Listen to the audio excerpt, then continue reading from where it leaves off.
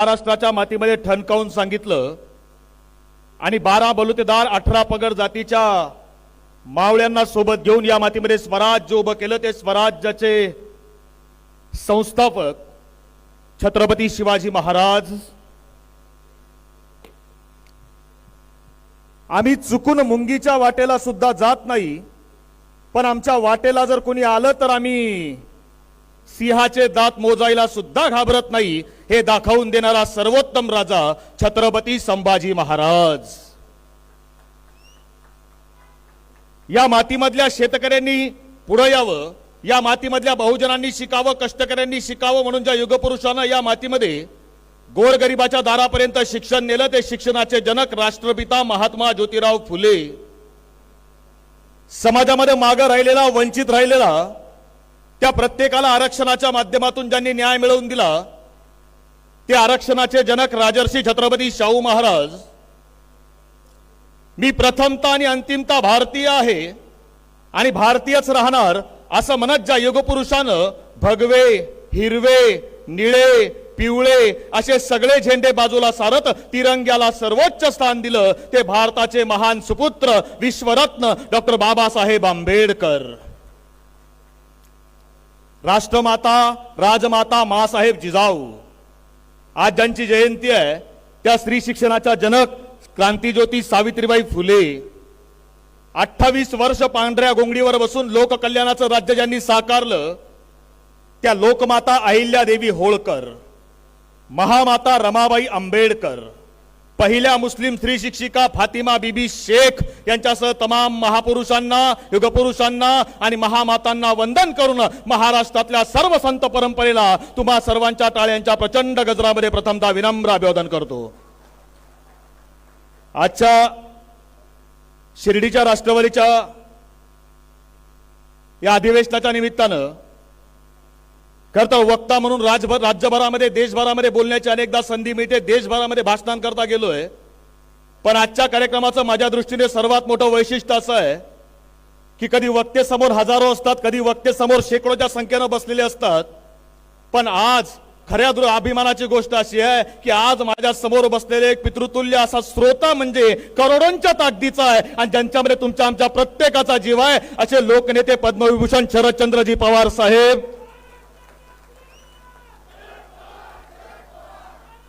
Monitor माझ्याकडे कर।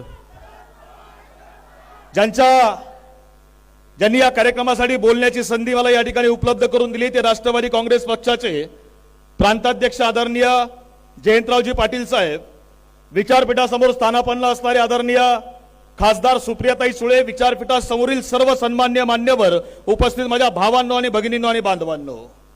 खरं तर राष्ट्रवादी काँग्रेसचे अधिवेशन अनेक झाले असतील, तुम्ही सर्व त्या अधिवेशनाचे साक्षीदार सुद्धा असाल, पण हे अधिवेशन आज सर्वार्थानं वेगळं आहे आणि हे सर्वार्थानं वेगळं काय आहे हे मी तुम्हाला सांगायची आवश्यकता नाही आहे। हे तुम्हाला, मला आणि संपूर्ण महाराष्ट्राला माहिती आहे की तुम्ही आम्ही जाणून आहोत। तुम्हाला आम्हाला माहिती आहे की चापकाच्या तालावर आणि हंटरच्या जोरावर सर्कशी मधल्या प्राण्यांना इकडून तिकडे उड्या मारताना तुम्ही आम्ही सगळ्यांनी बघितलंय, पण ईडीच्या तालावर आणि सीबीआयच्या दहशतीवर माणसांना इकडून तिकडे उड्या मारताना हा महाराष्ट्र पहिल्यांदा बघतोय। आणि अशा परिस्थितीमध्ये महाराष्ट्रामध्ये शिर्डीमध्ये होणार आहे राष्ट्रवादी काँग्रेस पक्षाचं अधिवेशन आणि या अधिवेशनाच्या माध्यमातून इथल्या प्रत्येक कार्यकर्त्यानं जाताना काहीतरी आपल्या मनामध्ये संकल्प घेऊन जावा, जाताना काहीतरी विचार घेऊन जावा आणि त्याच करता खऱ्या अर्थानं शिवराय फुले शाहू आंबेडकरांचा विचार हा तुमच्या आमच्यापर्यंत गेला पाहिजे आणि त्याकरता खऱ्या अर्थाने अधिवेशन आहे। कारण मी विचाराचा एक कार्यकर्ता जर एका गावात तयार झाला तर तो गाव बदलू शकतो, या मनुवादी किंवा इथल्या या त्रासदायक यंत्रणेला थांबवू शकतो। याची कित्येक उदाहरणं महाराष्ट्रामध्ये आहेत। मी तुम्हाला मागच्या आठवड्यामध्ये महाराष्ट्रामध्ये घडलेली घटना सांगतो, कदाचित तुम्ही अनुभवली असेल, माहित आहे का नाही मला माहित नाही, माहित नसेल तर समजून घ्या। कोल्हापूर जिल्ह्यामध्ये सोन्याची शिरोली म्हणून गाव आहे आणि सोन्याची शिरोली गावामध्ये देशाचा एक रथ, संकल्प रथ नावाने एक रथ बनवला गेलाय, तो गावागावात फिरवला जातोय आणि या रथाच्या माध्यमातून लोकसभेची पेरणी केली जाते आणि एका राजकीय पक्षाचा अजेंडा म्हणून सरकारी यंत्रणेचा वापर चालू आहे। सोन्याची शिरोली गावामध्ये 27 वर्ष वयाच्या एका तरुण पोरानं हा रथ त्या ठिकाणी अडवला आणि त्यानं अधिकाऱ्यांना फक्त एकच प्रश्न विचारला, त्यानं विचारलं की भारताला स्वातंत्र्य मिळून आतापर्यंत 75 वर्ष पूर्ण झाली, तर 75 वर्षामध्ये देशाला 15 पंतप्रधान मिळाले, पण आतापर्यंत या 15 पंतप्रधानांच्या कारकिर्दीमध्ये एकदाही या सरकारचं नामकरण मनमोहन सरकार झालं नाही, एकदाही गांधी सरकार झालं नाही, एकदाही शास्त्री सरकार, नेहरू सरकार किंवा चौधरी सरकार झालं नाही. मागच्या 9 वर्षामध्ये भारत सरकारचं नामकरण हे मोदी सरकार तुम्ही घटनेच्या कोणत्या कलमानं केलं, याचं उत्तर आम्हाला पाहिजे. आणि त्या पोरानं रथ अडवला, 27 वर्षाच्या पोरामध्ये जिगर आहे रथ अडवायची. माझी विनंती राष्ट्रवादीच्या प्रत्येक कार्यकर्त्याला आहे की ती जिगर आपल्यामध्ये असली पाहिजे की व्यवस्थेला प्रश्न तुम्हाला आम्हाला विचारावा लागेल. नुकतंच अधिवेशन झालं, अधिवेशनामध्ये आदरणीय जयंत पाटील साहेबांना बोलताना महाराष्ट्र ऐकत होता. म्हणजे आदरणीय साहेब बोलत असताना रेल्वेमध्ये बसणारा एक माणूस ऐकत होता. फक्त रेल्वेत बसणारा माणूसच नाही, तर शेताच्या बांधावर असणारा शेतकरी सुद्धा त्या ठिकाणी ऐकत होता. आणि पलीकडच्या बाकावर नुकतेच आमच्यामधून इकडून तिकडं नागपूरकरांच्या मांडीवर जाऊन बसलेली काही लोक हसताना सुद्धा महाराष्ट्र बघत होता. आम्ही बघत होतो. म्हणजे मला यांचा कधी कधी प्रश्न पडतो की जोपर्यंत इकडे होतात तोपर्यंत आत्मक्लेश करायला किमान यशवंतराव चव्हाण साहेबांची समाधी तरी आहे. याच्या भविष्यात जर आत्मक्लेश करायची वेळ आली तर रेशीम बागेतल्या भागवतांच्या पायावरच तुम्हाला डोकं ठेवायला लागेल, त्याशिवाय दुसरी जागा नाही. आणि या माणसांना तिथं आम्ही हसताना बघत असताना माझ्यासारख्या एका सामान्य शेतकऱ्याच्या पोरला वाटत होतं की हम झूठों की महफिल में सच बोल बैठे, हम झूठों की महफिल में सच बोल बैठे, वो नमक लेके बैठे थे, हम अपने जखम खोल बैठे. अरे आमचं दुःख काय आहे? आमचं दुःख असं आहे की हा महाराष्ट्र जो आहे ना हा शिवरायांच्या विचाराचा आहे. हा महाराष्ट्र जो आहे ना हा फुले शाहू आंबेडकरांच्या विचाराचा आहे. हा महाराष्ट्र जो आहे ना हा अहिल्या देवींच्या कारकिर्दीचा आहे. हा महाराष्ट्र कधी हेगडेवाळ आणि गोळवळकर सावरकरांचा होऊ शकत नाही. ही महाराष्ट्राची परंपरा आहे आणि ती आम्हाला ताकदीनं मांडावी लागेल, द्यावी लागेल. कारण आज परिस्थिती अशी आहे, 22 जानेवारी पासून तुम्ही आम्ही गंमत बघणार आहोत. महाराष्ट्रामध्ये नव्हे देशभरामध्ये वातावरण निर्माण केलं जाईल. काय? राम म्हणजे आम्ही, आम्ही म्हणजे राम. मी तुम्हाला सांगतो, तुम्ही आम्ही शेतकऱ्याची लेकरं आहोत. राम जिवंत ठेवायचं काम हे तुमच्या आमच्या शेतकरी बापानं केलंय. अहो आजही एखाद्या शेताच्या बांधावर जाऊन बघा, कष्टकऱ्याच्या एखाद्या गावखेड्यामध्ये जाऊन बघा, कुठलाही शेतकरी तुम्हाला भेटल्यावर पहिल्यांदा एकच वाक्य बोलतो. काय म्हणतो माहितीये? राम राम. राम राम म्हटल्याशिवाय आमच्या खेड्यामध्ये सुरुवात होत नाही. कारण राम आमच्याकरता अस्मितेचा विषय आहे, राम आमच्याकरता राजकारणाचा विषय नाही. हे आम्हाला ठणकावून सांगावं लागेल. आणि आज तुम्ही रामाचा वारसा सांगतायत. मला साधा सवाल आहे, अरे रामाचे खरे वारसदार आम्ही आहोत, तुम्ही कसले वारसदार? रामानं अहिल्याचा उद्धार केला होता. अहिल्या एक स्त्री होती. रामानं शबरीची उष्टी बोरं खाल्ली होती. रामानं शबरीचा सन्मान केला होता. अरे मणिपूरमध्ये स्त्रियांची जेव्हा धिंड काढली गेली तेव्हा तुमच्यातला राम कुठं गेला होता हे विचारावं लागेल आम्हाला. साक्षी मलिक, विनीता फोगाट जंतर मंतरवर रडताना इथल्या देशानं उघड्या डोळ्यानं बघितलंय, तेव्हा तुमच्यातला राम कुठं होता हे आम्हाला विचारावं लागेल ना. अरे रामानं नीती करता राज्य सोडलं होतं, तुम्ही राज्य जिंकण्याकरता नीतिमत्ता सोडता, हे तुम्ही आम्हाला राम सांगणार का? बरं माझा साधा सवाल आहे राम सांगणाऱ्यांना. रामानं जेव्हा रावणाला मारलं ना, रावणाला मारल्यानंतर रामानं आपल्या भावाला लक्ष्मणाला सांगितलं की लक्ष्मणा रावणाजवळ जा, रावणाच्या पायाजवळ उभा राहा. रावण हा महापंडित आहे, विद्वान आहे, त्यानं जगातली काही तत्व तो तुला सांगेल, तू त्याच्या पायाजवळ जाऊन उभा राहा. लक्ष्मणाने विचारलं प्रभू श्रीरामचंद्रांना की दादा रावण हा आपला शत्रू आहे, हा आपला विरोधक आहे, त्यानं आपल्या विरोधात काम केलंय, आपण रावणाजवळ कसं जावं? त्यावेळी राम सांगतोय की रावण जरी आपला विरोधक असला तरी त्याच्यामध्ये नितो महापंडित आहे, महाविद्वान आहे, त्याच्या विचाराची आपण कदर करायला हवी. कोण सांगतंय? राम सांगतंय. रामाचं नाव घेऊन राजकारण करणाऱ्यांनी काय केलं? अरे यांनी संसदेमध्ये प्रश्न विचारले म्हणून विरोधामध्ये असणाऱ्या 146 खासदारांना निलंबित करून टाकलं. तुम्ही आम्हाला काय राम सांगणार आहेत? तुम्ही आम्हाला काय राम सांगणार आहेत? आणि हे देशातल्या शेवटल्या माणसापर्यंत तुम्हा आम्हाला न्यावं लागेल, सामान्य तरुणापर्यंत न्यावं लागेल. आणि सगळ्यात महत्वाची गोष्ट सुशिक्षित वर्गापर्यंत हे तुम्हा आम्हाला मांडावं लागेल. कारण अफसोस इस बात का नहीं कि धर्म का धंधा हो रहा है, अफसोस इस बात का नहीं कि धर्म का धंधा हो रहा है, अफसोस इस बात का है कि पढ़ा लिखा अंधा हो रहा है. अहो आपल्याला त्यांना सांगायला लागेल ना, आपल्याला न्यावं लागेल. महाराष्ट्रातल्या शिवस्मारकाचं काय झालं? 24 सप्टेंबर 2016 मुंबईमध्ये देशाचे पंतप्रधान आदरणीय नरेंद्रजी मोदी साहेब, महाराष्ट्राचे तत्कालीन मुख्यमंत्री फडणवीस साहेब आणि तेव्हाचे राज्यपाल विद्यासागर राव यांनी अरबी समुद्रामध्ये शिवस्मारकाचं भूमिपूजन केलं आणि घोषणा केली होती की 2021 पर्यंत शिवस्मारक उभं राहील. आमचा प्रश्न आहे 2024 उगवलं, शिवस्मारक कुठं आहे? हे प्रश्न आपल्याला विचारावे लागतील, द्यावे लागतील आपल्याला. कारण आज प्रत्येक जण अडचणीमध्ये आहे. बँकेतला माणूस अडचणीमध्ये आहे, शेतकरी अडचणीमध्ये आहे, कष्टकरी अडचणीमध्ये आहे, महिलांवर अत्याचार वाढलेत. काल परवा मी वाशिमला व्याख्यानाला होतो. वाशिम मधून येताना गाडीला डिझेल मिळायला तयार नाही, गाडी लांबच लांब रांगा लागलेल्या. मी त्या ड्रायव्हरला विचारलं, अरे संप कशा करता चालू आहे? तो म्हटला काही नाही, एखाद्या ड्रायव्हरनं जर अपघात केला आणि अपघात स्थळावरून जर ड्रायव्हर पळून गेला तर त्या ड्रायव्हरला 10 वर्षाची शिक्षा आणि 7 लाखाचा दंड आहे. मी मनातल्या मनात विचार केला की अपघात स्थळावरून ड्रायव्हर जर पळून गेला तर 10 लाखाचा दंड, 10 वर्षाची शिक्षा आणि 7 लाखाचा दंड आहे. अरे आमच्या पवार साहेबाच्या नावावर निवडून आलेले इकडून तिकडे पळून गेले, त्यांना किती दंड आणि शिक्षा लावली पाहिजे याचाही विचार करावा लागेल ना, याचाही चिंतन करावं लागेल. कारण आज परिस्थिती अशी आहे, कोणी म्हणतंय काय काय डोंगर आहे, काय हाटील आहे, गुवाहाटी मार्गे गोव्यात गेलेत तुम्ही, पण कधी काय शेतकरी आहे, काय कष्टकरी आहे याचा कधी विचार महाराष्ट्रामध्ये केला? एवढ्या वर्षामध्ये मी शेतकऱ्याचा पोरगा आहे साहेब, कष्टकऱ्याचा पोरगा आहे, कांदा उत्पादक शेतकऱ्याचे आम्ही लेकर आहोत. आज आमच्या बापाची अवस्था काय आहे हे आम्हाला माहिती आहे. एका डोळ्यामध्ये आज सुरू आहे, बाप घरात जेवत नाही साहेब, अशी परिस्थिती आहे. मी पलीकडून आज त्या जळगाव मधून व्याख्यानाला इकडून येत असताना, इथं येताना साहेब गावागावातल्या अनेक गावांच्या बाहेर आपले बोर्ड बघितले. काय पक्ष नाही, संघटना नाही, शेतकऱ्यांनी लावलेत. साहेबांचा फोटो आहे आणि खाली लिहिलंय, साहेब या देशाला आणि शेतकऱ्याला पुन्हा एकदा तुमची गरज आहे, कारण इथली व्यवस्था आमचा बळी घेतल्याशिवाय राहणार नाही. ही गावागावामधली अवस्था आहे. यांनी शेतकऱ्याचा विचार कोणी करायला तयार नाही. मागच्या आठवड्यामध्ये प्रवास करताना माझा एक मित्र मला म्हटला, सोबत होता गाडीमध्ये, मला म्हटला तुम्ही IPL बघता का? मी म्हटलं नाही बाबा, काही वेळ मिळत नाही, कधी IPL बघत नाही. अहो म्हटले IPL बघा चला, ऑस्ट्रेलियाचा मायकेल स्टार्क नावाचा खेळाडू, त्या मायकेल स्टार्कला 25 करोड रुपयात विकत घेतला. म्हटले 25 करोड रुपयात? मी काही लक्ष दिलं नाही. म्हटलं ठीक आहे. त्याला असं वाटलं की मला 25 करोड म्हणजे काही समजलं नसेल. त्यानं पुन्हा सांगितलं, अहो 25 करोड, 25 खोके खोके. मी त्याला म्हटलं अरे कोण कुठला ऑस्ट्रेलियाचा मायकेल स्टार्क? तो तिथून इथं आला आणि 25 खोक्यात विकला गेला. अरे आमच्याकडं 50-50 खोक्यात विकले गेलेले महाराष्ट्रानं उघड्या डोळ्यानं बघितले तर तुझी 25ची अगरबत्ती कुठं लावतो? कुठं लावायची ती अगरबत्ती? कारण काय आहे, आणि ही आम्हाला महाराष्ट्र काय शिकवणार?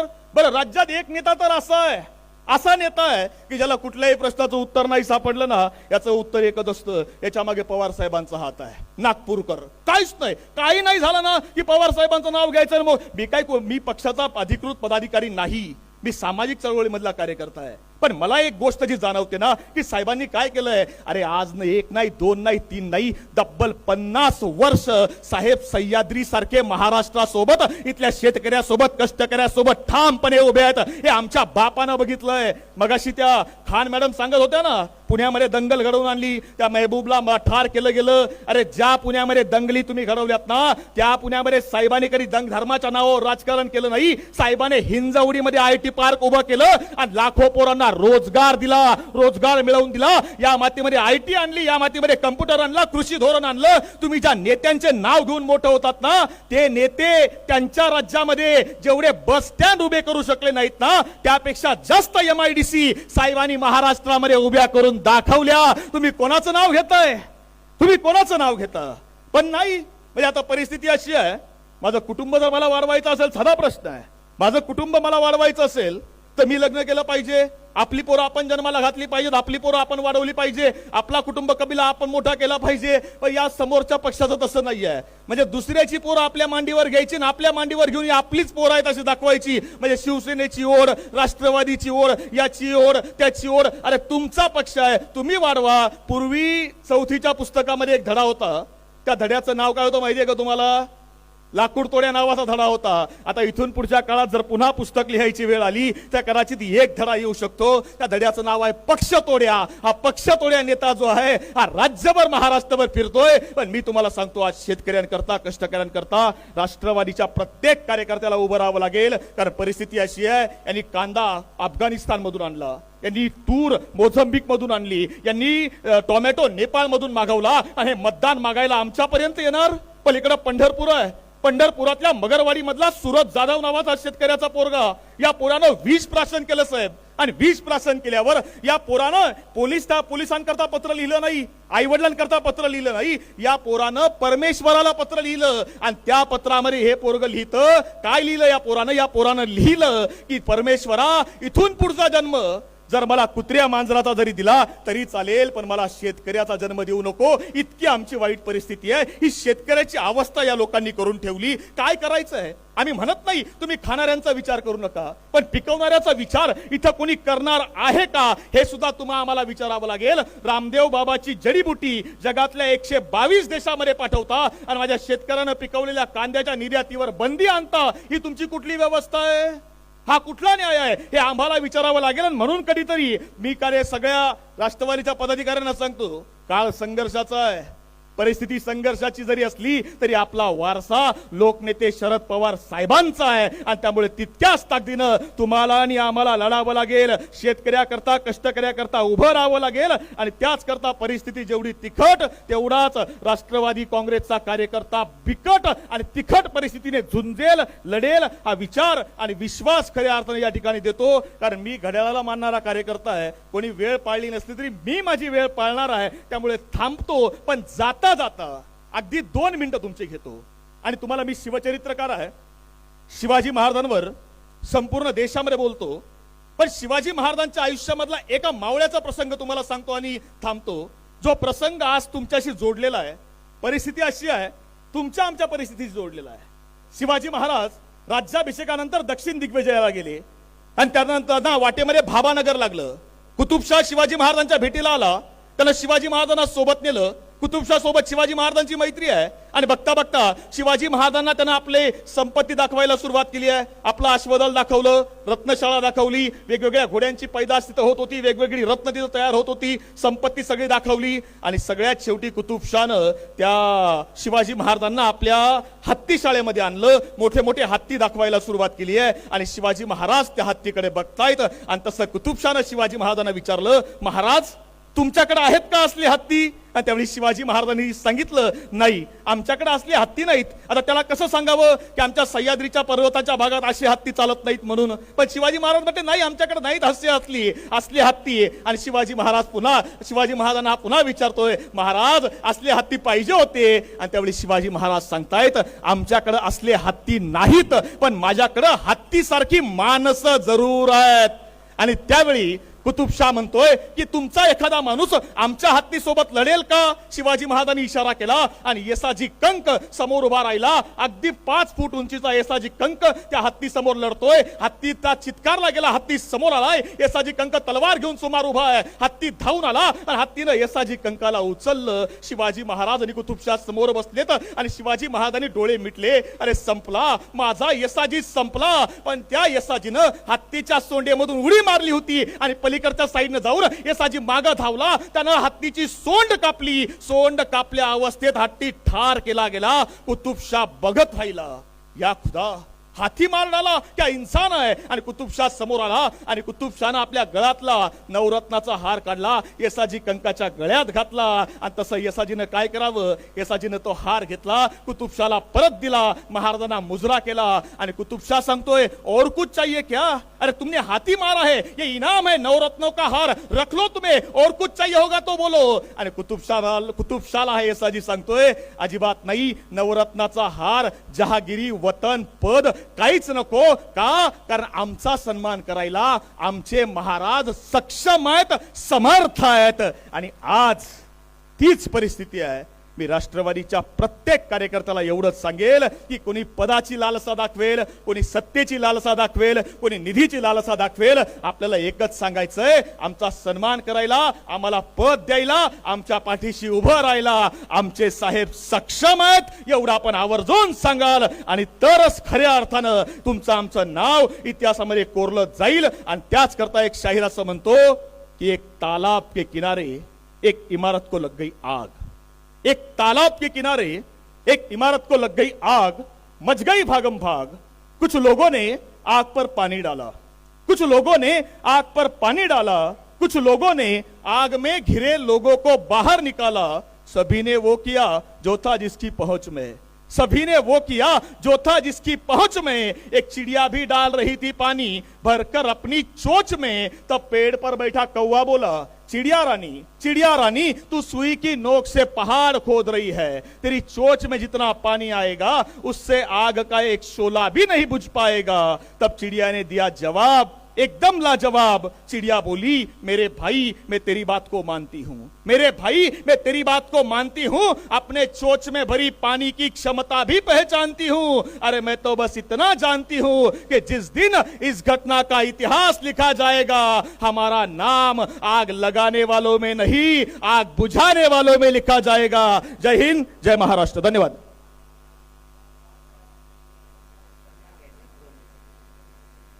धन्यवाद गोसावी सर। मी